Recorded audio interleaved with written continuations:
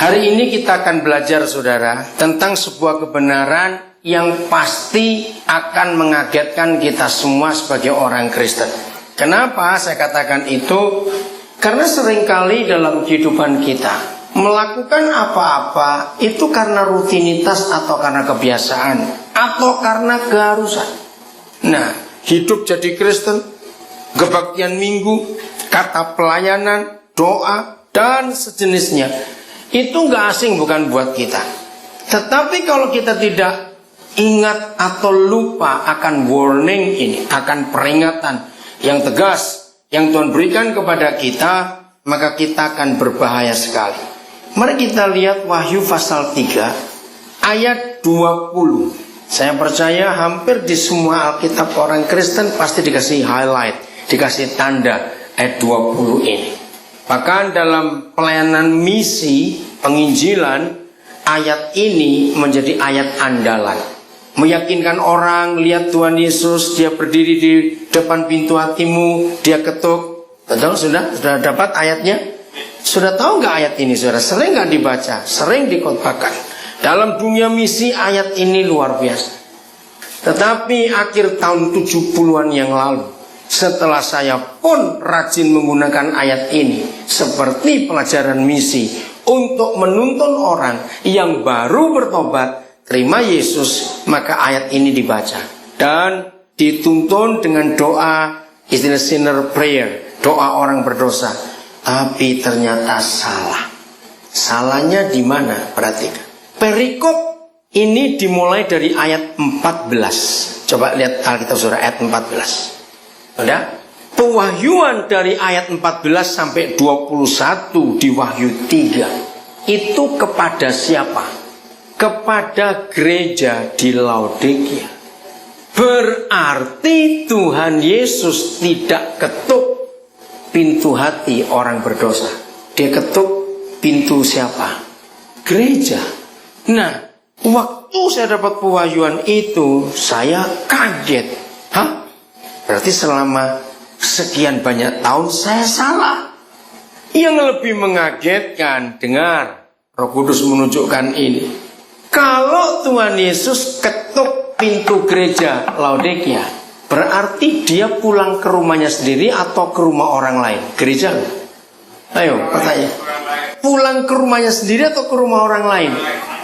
Rumah sendiri dong, gereja kok. Iya, rumahnya dia gereja. Iya toh, loh, kenapa bingung? Saya lebih kaget lagi. Ngapain pulang ke rumahnya kok pakai ketuk pintu?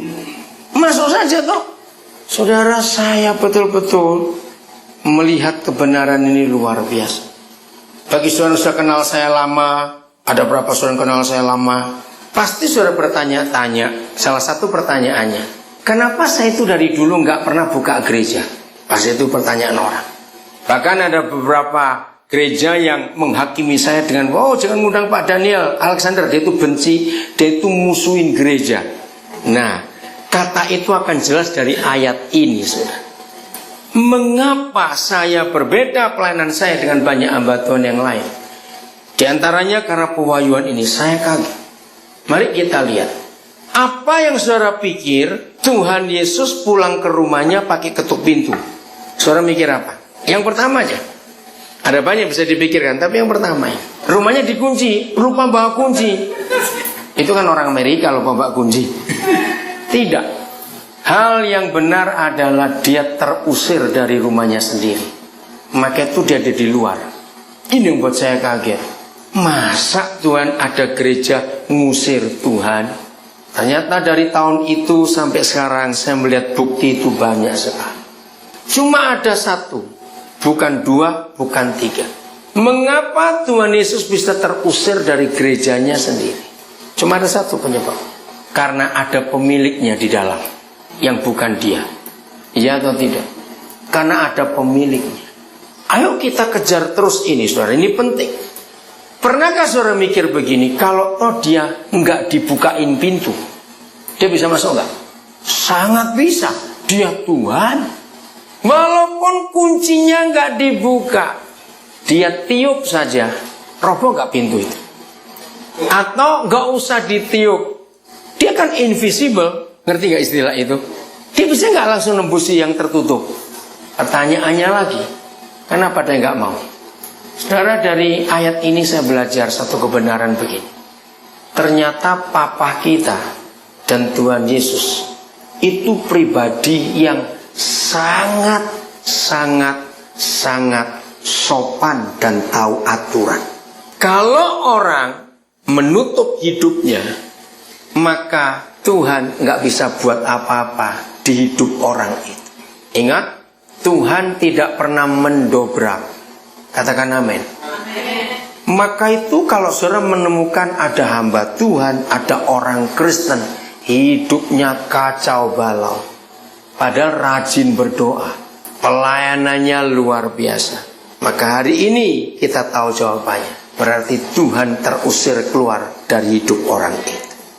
Kenapa saya berkata begitu? Saudara nanti pulang baca ya, saya nggak ada waktu, dari ayat 14. Gereja Laodikia itu gereja yang kaya dan sibuk, artinya aktif dalam kegiatan pelayanan, luar biasa. Tapi masih ingat apa teguran Tuhan Yesus kepada mereka? Hai engkau yang miskin, buta dan telanjang.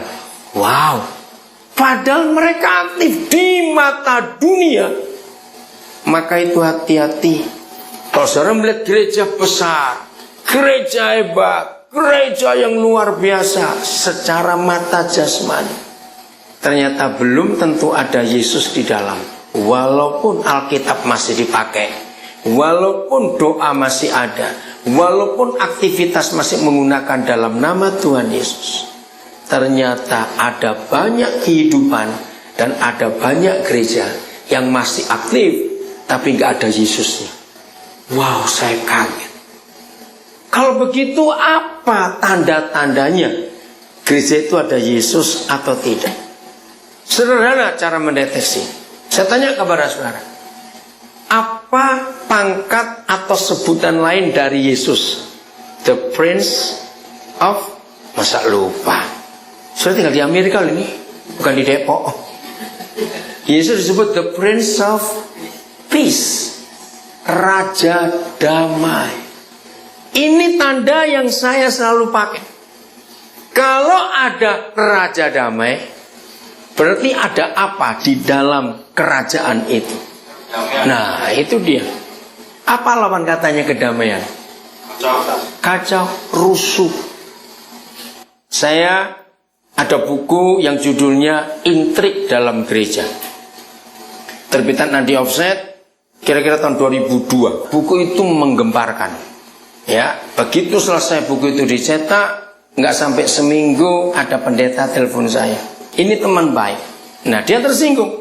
Nah, salah satu saya tulis di situ, sekarang ini kalau lewat kuburan, mau pagi, apalagi malam, jangan pernah takut, sebab setan nggak ada di kuburan sekarang ini. Saya nulis di situ, sebab setan pindah ke gereja semua. Maka itu harusnya orang takut ke gereja, bukan ke kuburan. Kenapa? Dengar baik-baik. Ini pertanyaan. Menurut saudara, di kuburan atau di gereja yang ada orang bertengkar karena uang, karena posisi, dan karena macam-macam? Nah, di mana? Jangan jawabnya supaya tahu. Di gereja. Maka itu perpecahan gereja nggak habis-habis. Jadi banyak saya tanya di mana? Di gereja. Rumah tangga yang nggak ada the Prince of Peace, pasti? Jawab pasti apa? Rumah tangga nggak ada Raja Damai, pasti apa? Pertengkaran. Ayo jujur jawab. Maaf, saya cuma bertanya. Jangan tertuduh dan jangan rasa dihakimi. Banyak atau sedikit rumah tangga Kristen, aktivis gereja, bahkan hamba Tuhan yang nggak damai, banyak atau sedikit? Nah, saudara, itu kan aneh. Maka itu menyebut Kristen, aktivitas Kristen, berdoa dalam nama Yesus, baca Alkitab, khotbah pakai Alkitab. Maaf, ternyata bisa dibuktikan nggak ada Yesusnya di sini. Karena itu rutinitas. Karena itu sudah kebiasaan, tiap minggu ya begini. Namanya Kristen. Jadi tandanya cuma satu, hidup keluarga Kristen dan hidup bergereja yang Yesusnya terusir keluar. Cuma satu tandanya, ada damai atau tidak.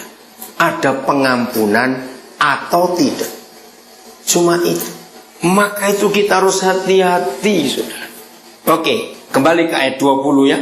Ayat 20, Wahyu 3 ayat 20. Ini yang bagus. Lihat, aku berdiri di muka pintu dan mengetuk. Jikalau ada orang yang apa? Mendengar suaraku dan membukakan pintu, aku akan apa? Masuk mendapatkannya. Ini yang saya terharu sekali. Arti kata ini, boleh nggak saya pakai kata aku permisi masuk? Betul nggak? Boleh nggak saya katakan Yesus permisi? Loh, iya atau tidak? Nah, menurut saudara, dengar baik-baik. Saudara punya rumah di Philadelphia. Kalau saudara pulang Indonesia 3 bulan, rumah saudara titipkan ke teman. Nah, begitu pulang kembali ke Philadelphia, saudara langsung masuk rumah, temanmu tersinggung. Kenapa kamu nggak permisi sama aku? Salah nggak pernyataan itu? Loh, salah nggak? Bukan, kurang ajar ini orang. Loh, kalau aku yang punya rumah, pulang ke rumahku harus permisi sama kamu yang ku titipi, apa nggak kebalik? Loh, ngerti nggak ilustrasi ini, saudara? Nah, ini yang aneh. Loh, dia kan pulang ke rumahnya. Kenapa permisi dulu? Pada siapa? Pada siapa? Iya, ini gereja. Ya kita para hamba Tuhan ini minta permisi dulu lagi. Banyak gembala-gembala melakukan kesalahan ini. Ketika Roh Kudus mau bekerja semau-maunya, dia tersinggung. Kenapa gue gak diberitahu? Loh, ada pendeta seperti itu. Nah, dari situ kita melihat berarti siapa Tuhan di situ? Ya orang itu. Saudara pulang ke rumah saudara di Philadelphia, lalu yang saudara titipi, loh kenapa gak permisi? Wah, shock dong. Berarti orang ini sudah ngambil alih rumah saudara. 3 bulan itu, wah lebih kurang ajar lagi. Maaf saudara, Tuhan Yesus sesopan itu. Kalau kita tidak mengizinkan dia bekerja, jangan harap dia bekerja dalam hidup. Saya beri contoh kecil. Kalau saudara ketemu orang minta didoakan, tolong doakan supaya saya dapat jodoh. Enggak usah didoakan, tempeleng saja. Kenapa? Orang yang gak dapat jodoh itu bukan karena dia gak bisa menikah, karena dia mengambil alih hak Tuhan dalam hidup. Dalam hal apa? Ayo, zaman tahun 60-an, 70-an, banyak anak-anak gak menikah karena orang tua terlalu jadi Tuhan untuk anaknya. Ngerti gak istilah itu? Dalam hal apa? Ngatur, mau menantu yang begini, dari dahi sampai kuku kaki diperiksa semua. Gugur. Terus itu, ya nggak kawin-kawin itu anak. Karena orang tuanya jadi Tuhan untuk anak. Nah, setelah tahun 90-an ke sini, nggak ada lagi orang tua sekejam itu. Tapi anaknya kejam pada diri sendiri. Dia yang jadi Tuhan. Aku mau cewek yang begini, cowok yang begitu. Nah, kalau Tuhan tahu ada orang yang konsepnya seperti itu, itulah artinya Tuhan terusir keluar dari hidup orang itu. Karena dia nggak mau menyerahkan Tuhan untuk ngatur hidupnya. Oke, ini untuk jodoh, nyimpang dikit. Coba saudara buka Kejadian 2:18. Ya, tolong sampaikan pada yang nggak ingin menikah tapi nggak menikah, ayat itu yang dilanggar. Kejadian 2:18. Jadi kalau ada orang tua selalu ngeluh, kenapa anakku nggak kawin-kawin? Orang tua itu periksa diri, jangan-jangan kamu jadi Tuhan untuk anak. Udah, Kejadian 2:18. Coba baca ya. Menurut saudara, saya beri pertanyaan. Menurut saudara di ayat ini, di Amerika masa nggak ada PowerPoint Alkitab? Malu-maluin aja. Masih sendiri. Oke, bagus. Saya lebih setuju begitu. Karena apa? Orang jadi kok ngeles? Bukan. Karena orang jadi nggak rajin baca Alkitab kalau ada PowerPoint di gereja. Nah, jadi harus bawa sendiri. Oke? Menurut ayat itu, saya tanya ini ada 2 pertanyaan. Siapa inisiator pertama orang menikah? Baca baik-baik. Sungguh? Saya ulangi lagi. Siapa inisiator pertama orang menikah? Baca. Siapa?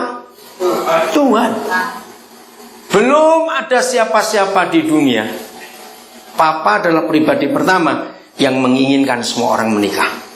Maka kesimpulannya, kalau ada orang gak kawin-kawin, yang bingung bukan mamanya, tapi Tuhan. Kenapa lu gak kawin-kawin? Katakan amin. Karena dia mengendaki dan berinisiatif. Yang kedua, lihat baik-baik. Begitu dia berinisiatif, dia bertanggung jawab atau tidak dengan inisiatifnya. Baca, apa tanggung jawab yang saudara temukan di ayat itu? Ayo, apa tanggung jawab Papa sebagai inisiator pertama di dunia ini untuk orang menikah? Tanggung jawabnya apa? Ayo baca. Adik kamu gak baca Alkitab? Oh ya baca. Saya tanya ini, bagi kamu, pasti kamu belum menikah. Belum toh? Oh ya belum. Kalau wajah begitu menikah salah itu. Umurnya belum nyampe, enggak. Ayo baca baik-baik. Apa tanggung jawab Papa sebagai inisiator untuk setiap orang itu menikah? Coba baca, apa tanggung jawabnya? Ini penting. Apa tanggung jawabnya? Apa enggak dengar? Yang kuat. Ya penolong apanya? Penolong itu kenapa? Ya. Jadi Papa enggak cuma nyuruh orang kawin. Ini contoh kecil ya. Saya paling tidak suka orang menikah itu pakai pesta. Saya paling tidak suka. Kenapa? Karena melanggar dua hal. Satu, Pengkhotbah pasal 7 menulis lebih baik ke rumah duka daripada ke rumah pesta. Ya, jadi pesta itu enggak kesukaan Tuhan. Yang mau kawin deket-deket ini jangan pesta, cukup di gereja saja. Lebih irit. Nah, betul. Lebih irit. Yang kedua, maaf ya jangan tersinggung. Orang yang menikah pakai pesta, maaf, itu cuma ingin pamer. Aku kaya dan aku bisa. Pasti.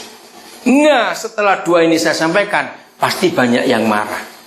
Nggak bisa, Koden. Nanti orang ngomong apa? Kalau kami mantu tapi nggak pesta. Nah, ini kasus yang saya mau pakai. Kalau ada orang yang komplain, saudara mau menikahkan anak tapi nggak pesta, jawabannya saya ajari. Ya udah, aku ngawinin anak, kamu yang mestain ya. Lu yang minta siapa? Lu yang minta siapa tadi? Cepetan. Lu betul nggak? Yang minta siapa? Kenapa ibu? Ya kenapa?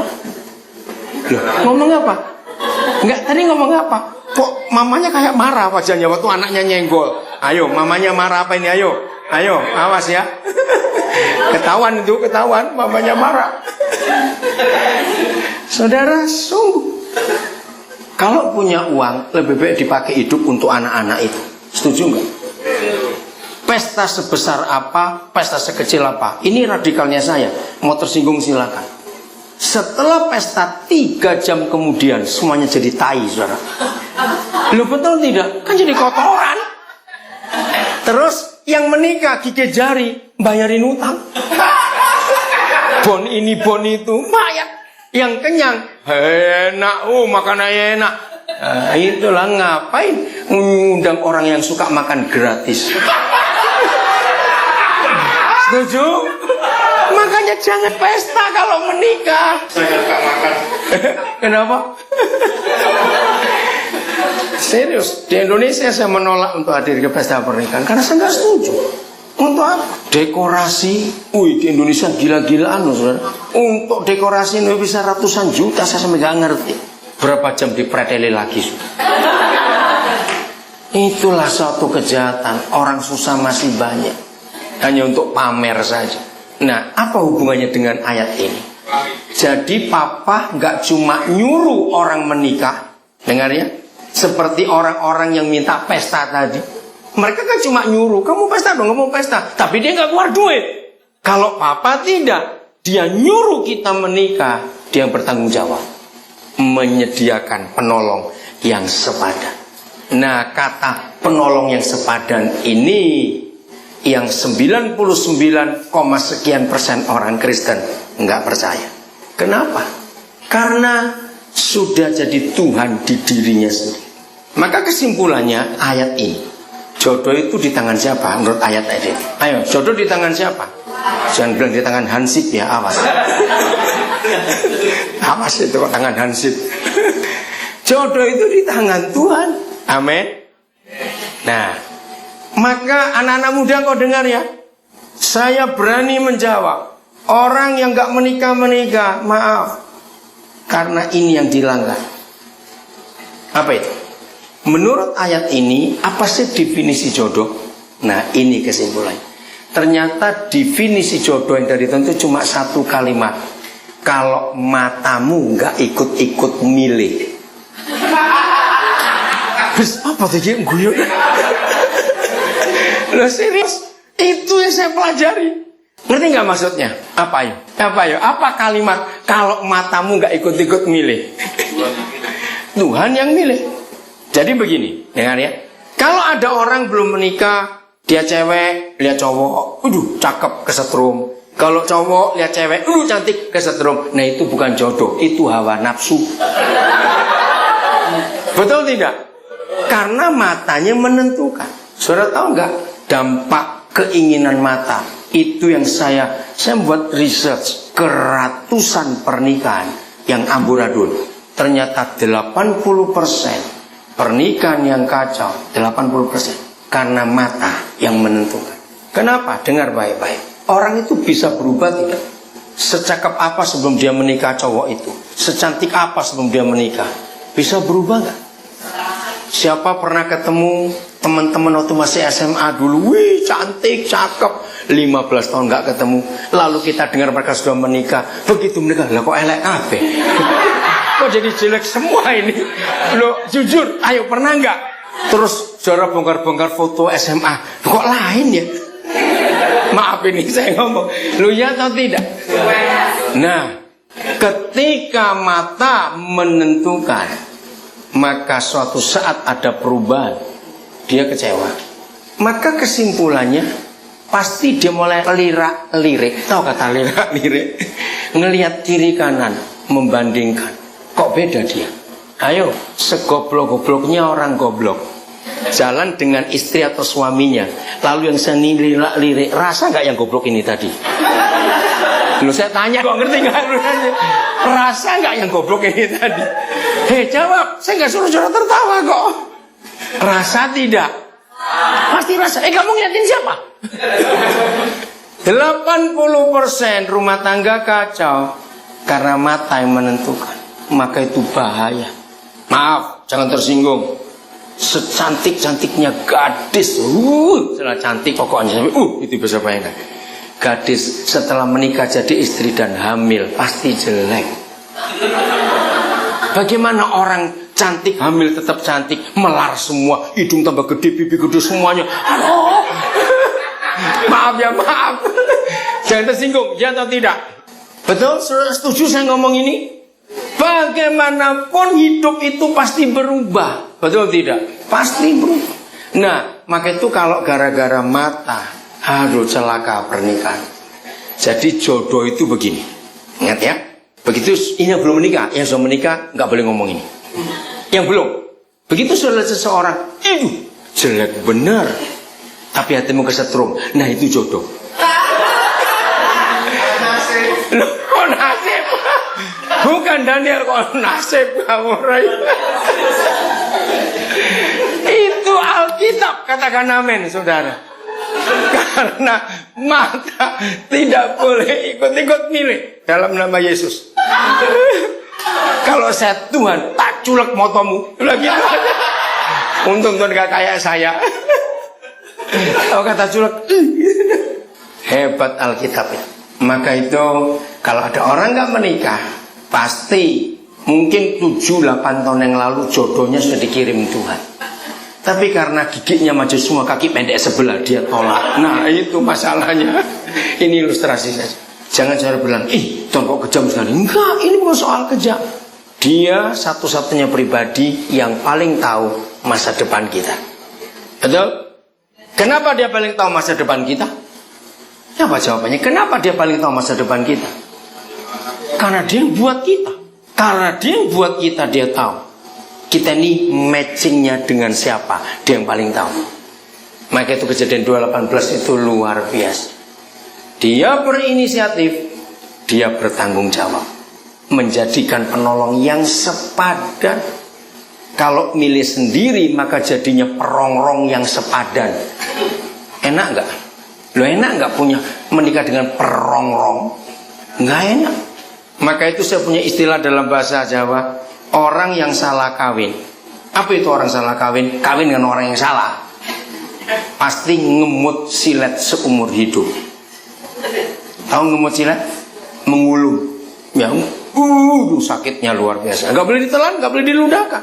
Ayo kita kembali ke Wahyu 3 ayat 20. Jadi mau nggak Tuhan yang jadi Tuhan di hidup kita? Tuh, jawab, mau nggak Tuhan yang jadi Tuhan di hidup kita? Ya harus, kalau tidak kita akan celaka. Oke, jadi Tuhan Yesus permisi mau masuk ke rumahnya. Ini yang saya kaget. Berarti yang kurang ajar kita yang sudah di dalam gereja itu tadi. Nah, kalimat berikut, lihat, masih ayat 20 Wahyu 3. Aku akan masuk mendapatkannya. Baca kalimat berikut, dan aku makan bersama-sama dengan dia. Stop.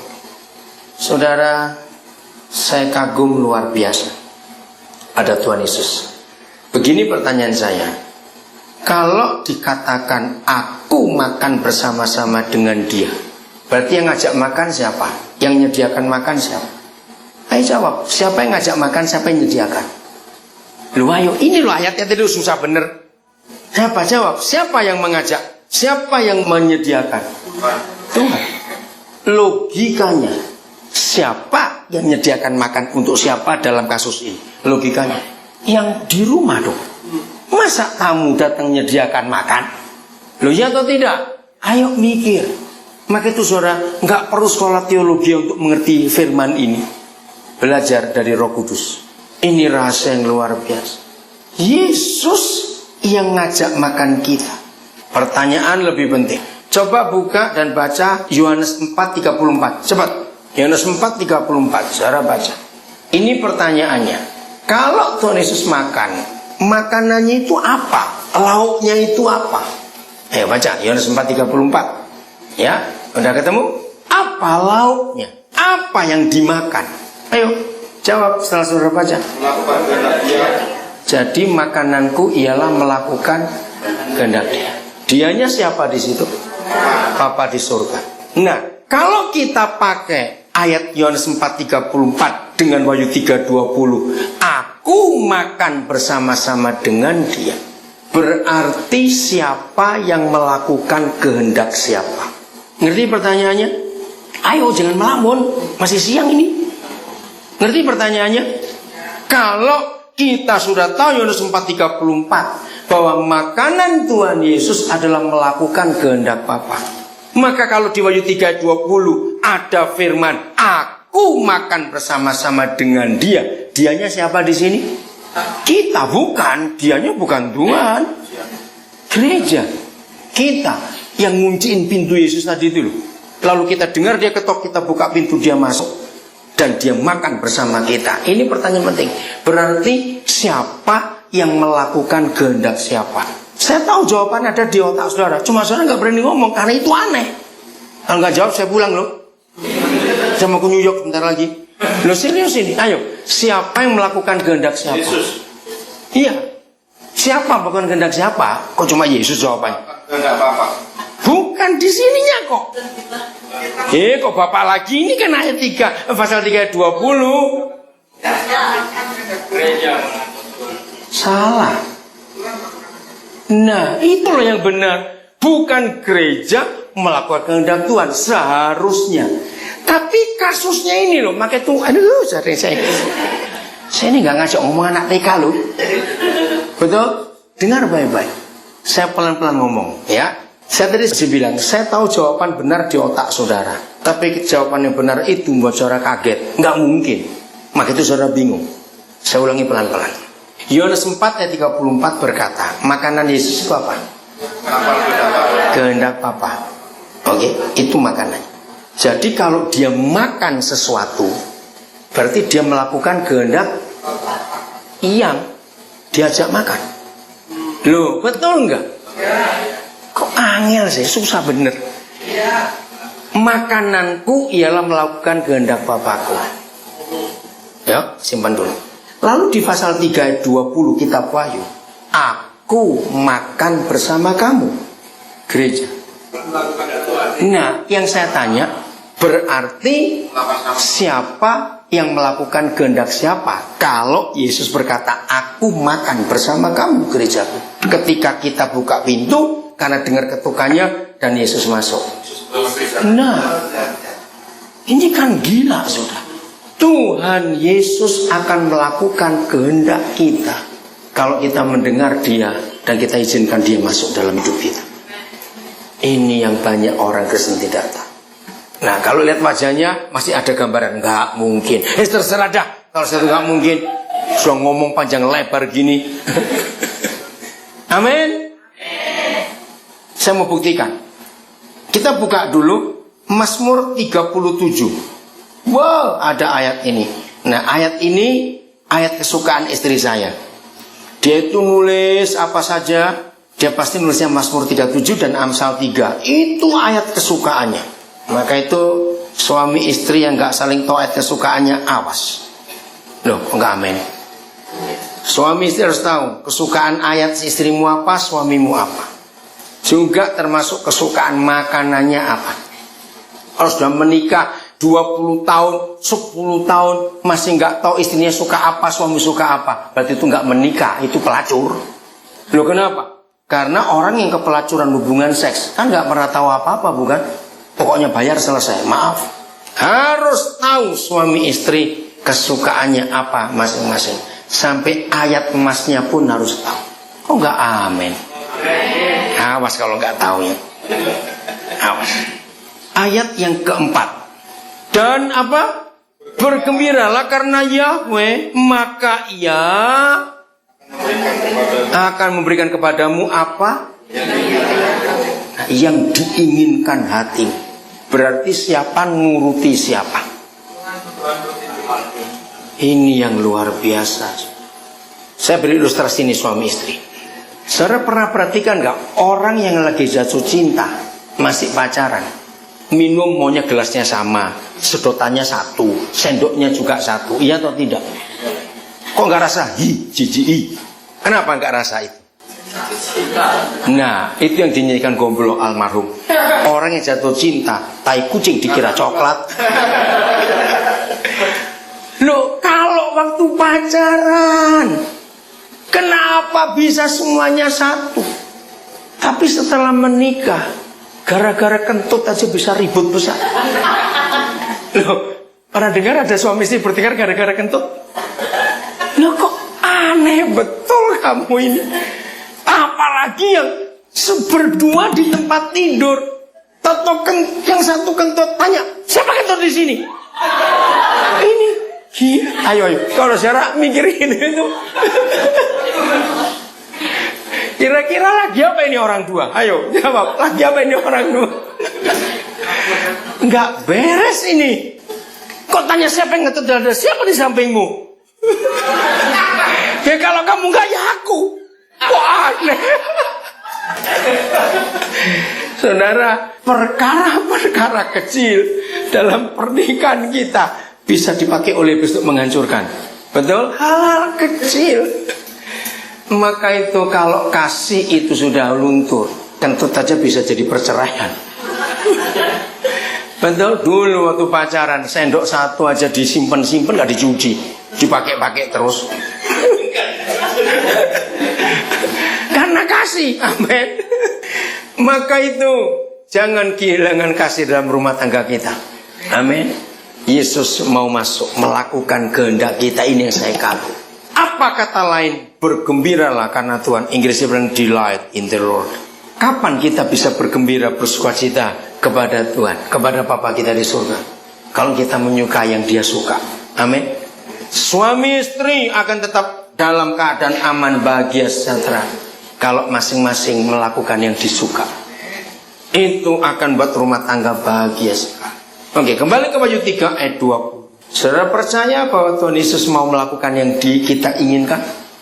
Kalau kita juga mendengar ketukannya. Baru yang kedua, siapa makan dengan siapa? Coba baca ayat 20 Wahyu 3 tadi. Yang kedua, siapa makan dengan siapa? Setelah aku makan bersama-sama dengan Dia, dan setelah, dan ia di sini siapa? Bukan Yesus ianya dok. Gereja makan bersama Yesus. Berarti dalam hal yang kedua ini siapa yang melakukan kehendak siapa? Kita yang melakukan kehendak. Ini luar biasa. Maka itu saya ulangi lagi. Ternyata tidak semua aktivitas pelayanan, aktivitas kegerejaan itu ada Yesus di dalamnya. Tidak semua. Karena di gereja Laodikia ini Yesus terusir keluar. Jadi mulai hari ini jangan gunakan Wahyu 3 ayat 20 untuk mendoakan orang yang baru bertobat. Ternyata salah. Ayat ini dipakai untuk gereja bertobat karena mengusir Yesus keluar.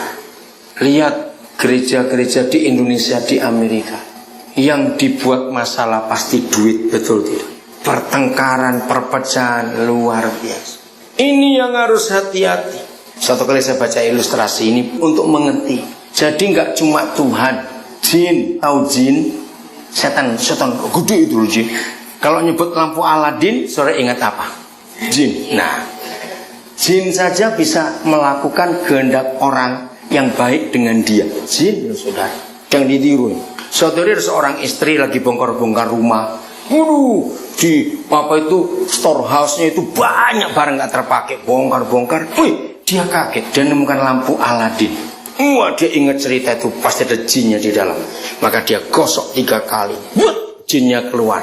Wah, jinnya berterima kasih. Si istri ini kaget. Dia bilang, karena kamu sudah bebaskan aku cuma punya 1 kali permintaan kamu dan aku turuti. Maka istri ini mikir baik-baik. Apa ya yang bisa, yang terbaik dilakukan jin ini untuk aku? Wah, mikir, dia dapat. Dia bilang, jin, tolong jadikan aku sedemikian rupa sampai suamiku itu begitu sayang aku. Pokoknya apa-apa pasti aku duluan. Bangun pagi dia pasti ingat aku, dia pegang aku. Kemana saja dia pergi, dia lihat aku. Oh, pokoknya aku semuanya. Jinnya mikir, apa ya? Dia dapat. Bang, salah bim. Jadi BlackBerry istrinya, saudara. Lo ngerti enggak? Lo ngerti enggak? Ini yang makanya enggak ngerti yang lain ini. Ya toh, maka itu yang istri keduanya BlackBerry bertobat. Saudara, jin saja bisa nuruti permintaan orang. Kalau orang itu melakukan yang jin itu suka, masa Tuhan tidak? Ngerti ilustrasi itu? Jadi hari ini saudara, mari dengan serius kita memeriksa diri kita. Yesus ada di mana? Ya, ini pertanyaan penting. Walaupun di rumah, di gereja, kebaktian masih ada, pelayanan masih sibuk, doa masih ada, tapi ternyata belum tentu ada Yesus. Kalau nggak ada damai di situ, dan yang kita lakukan bukan keinginan Tuhan, bukan kehendak Tuhan, tapi kehendak orang yang ada di situ. Bagian terakhir, kita lihat Filipi 2 ayat 21. Filipi 2:21. Saya minta semua orang membaca ayat ini. Filipi 2:21. Kiranya firman ini memotivasi kita. Amin. Mulai hari ini untuk kita serius dan sungguh-sungguh dengan Tuhan. Sudah dapat Filipi 2:21. Ayo baca sama-sama. 1, 2, 3. Sebab semuanya mencari kepentingannya sendiri, bukan kepentingan Kristus Yesus. Suami istri yang sedang bermasalah, gereja yang sedang bermasalah, persahabatan yang sedang bermasalah, sebuah perusahaan yang sedang bermasalah, pasti ayat ini dilanggar. Masing-masing mencari keinginannya sendiri, bukan kepentingan bersama. Coba bayangkan kalau dalam suatu rumah tangga, suami ngotot keinginannya, istri ngotot ini keinginannya, anak-anak ngotot itu keinginannya. Jadi apa rumah tangganya? Kacau. Perusahaan juga begitu. Kalau masing-masing pemegang saham tidak ikuti kepentingan perusahaan, lalu masing-masing ngambil duit seenaknya untuk kepentingannya sendiri, jadi apa perusahaan itu? Bubar, pasti bangkrut. Begitu pula gereja. Kalau gereja itu tidak menuruti keinginan Tuhan, masing-masing departemen pelayanan maunya sendiri, gembalanya maunya sendiri, bubar. Tapi kalau semua kita hanya cari satu, kepentingan siapa, keinginan siapa? Kristus Yesus, maka aman. Hidup jadi indah, hidup jadi menyenangkan. Karena satu fokus kita hanya kepada Yesus Tuhan. Maka itu hari ini kita akan periksa hidup kita, hati kita. Keinginan siapa yang kita lakukan. Kalau ada apa-apa yang terjadi di antara kita, periksa. Pasti ada yang egois di situ. Ayat terakhir, saya minta baca sama-sama. Yakobus 3:16. Sebab di mana ada iri hati dan mementingkan diri sendiri, di situ ada kekacauan dan segala macam perbuatan jahat. Mendengar kata kekacauan saja sudah merinding gitu. Ditambah segala macam perbuatan jahat. Hanya gara-gara ada berapa hal? Ayo, ada berapa hal? Jadi saya sudah gini, musuh nggak bisa jawab. Terlalu betul. Ada berapa? 2. Apa saja dan iri hati dan orang egois, mementingkan diri sendiri. Jadi ayat ini yang membuat negara kacau, dunia perang, rumah tangga kacau, gereja kacau, perusahaan kacau. Kalau ada orang yang iri hati dan yang egois, rusak semua. Tuhan Yesus diusir dari gerejanya. Dia nggak tersinggung, dia nggak marah. Ya dia keluar. Tapi dia tahu gereja itu lagi kacau, dia mau balik. Tetap dia ketuk pintu. Yang punya rumah pulang kok ketuk pintu. Sopannya luar biasa. Ngerti kebenaran Yesus? Jujur hari ini periksa diri sendiri. Kita lagi ngalami apa? Anak-anak muda, kalau hidupmu sedang betul-betul messy, sudah aduh kacau nggak karu-karuan. Tenang sebentar. Periksa keinginan siapa yang aku lakukan hari-hari ini. Perusahaan, pelayanan, rumah tangga, apa saja. Ayo kita periksa diri. Mau ngundang Yesus balik lagi ke hidup kita? Kalau tidak kita akan celaka. Mari kita mengambil. Hari ini kita akan belajar saudara tentang sebuah kebenaran yang pasti akan mengagetkan kita semua sebagai orang Kristen. Kenapa saya katakan itu? Karena seringkali dalam kehidupan kita melakukan apa-apa itu karena rutinitas atau karena kebiasaan atau karena keharusan. Nah, hidup jadi Kristen, kebaktian minggu, kata pelayanan, doa, dan sejenisnya itu gak asing bukan buat kita. Tetapi kalau kita tidak ingat atau lupa akan warning ini, akan peringatan yang tegas yang Tuhan berikan kepada kita, maka kita akan berbahaya sekali. Mari kita lihat Wahyu pasal 3 ayat 20. Saya percaya hampir di semua Alkitab orang Kristen pasti dikasih highlight, dikasih tanda ayat 20 ini. Bahkan dalam pelayanan misi penginjilan, ayat ini menjadi ayat andalan. Meyakinkan orang, lihat Tuhan Yesus, dia berdiri di depan pintu hatimu, dia ketuk. Betul, sudah dapat ayatnya? Sudah tahu nggak ayat ini saudara? Sering nggak dibaca, sering dikotbahkan. Dalam dunia misi ayat ini luar biasa. Tetapi akhir tahun 70-an yang lalu, setelah saya pun rajin menggunakan ayat ini seperti pelajaran misi untuk menuntun orang yang baru bertobat, terima Yesus, maka ayat ini dibaca dan dituntun dengan doa, istilah sinner prayer, doa orang berdosa. Tapi ternyata salah. Salahnya di mana? Perhatikan. Perikop ini dimulai dari ayat 14. Coba lihat Alkitab saudara ayat 14. Udah? Pewahyuan dari ayat 14 sampai 21 di Wahyu 3 itu kepada siapa? Kepada gereja di Laodikia. Berarti Tuhan Yesus tidak ketuk pintu hati orang berdosa. Dia ketuk pintu siapa? Gereja. Nah, waktu saya dapat pewahyuan itu, saya kaget. Hah? Berarti selama sekian banyak tahun saya salah. Yang lebih mengagetkan, dengar, Roh Kudus menunjukkan ini. Kalau Tuhan Yesus ketuk pintu gereja Laodikia, berarti dia pulang ke rumahnya sendiri atau ke rumah orang lain? Gereja? Ayo, pertanyaan. Pulang ke rumahnya sendiri atau ke rumah orang lain? Rumah sendiri dong gereja kok. Iya, rumahnya dia gereja. Lu ya toh, lo kenapa bingung? Saya lebih kaget lagi. Ngapain pulang ke rumahnya kok pakai ketuk pintu? Masuk saja toh. Saudara, saya betul-betul melihat kebenaran ini luar biasa. Bagi saudara sudah kenal saya lama, ada berapa saudara yang kenal saya lama, pasti saudara bertanya-tanya. Salah satu pertanyaannya, kenapa saya itu dari dulu nggak pernah buka gereja? Pasti itu pertanyaan orang. Bahkan ada beberapa gereja yang menghakimi saya dengan, oh jangan ngundang Pak Daniel Alexander, dia itu benci, dia itu musuhin gereja. Nah, kata itu akan jelas dari ayat ini, saudara.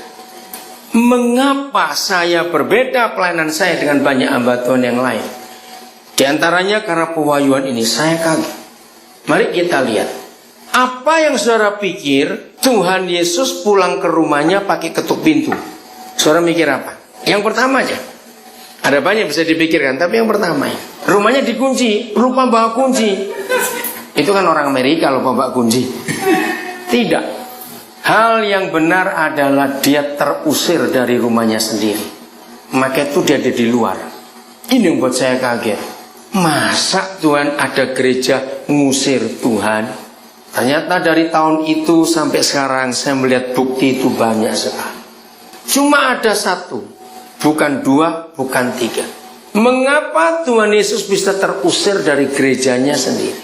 Cuma ada satu penyebab. Karena ada pemiliknya di dalam, yang bukan dia. Iya atau tidak? Karena ada pemiliknya. Ayo kita kejar terus ini, saudara. Ini penting. Pernahkah saudara mikir begini, kalau toh dia nggak dibukain pintu,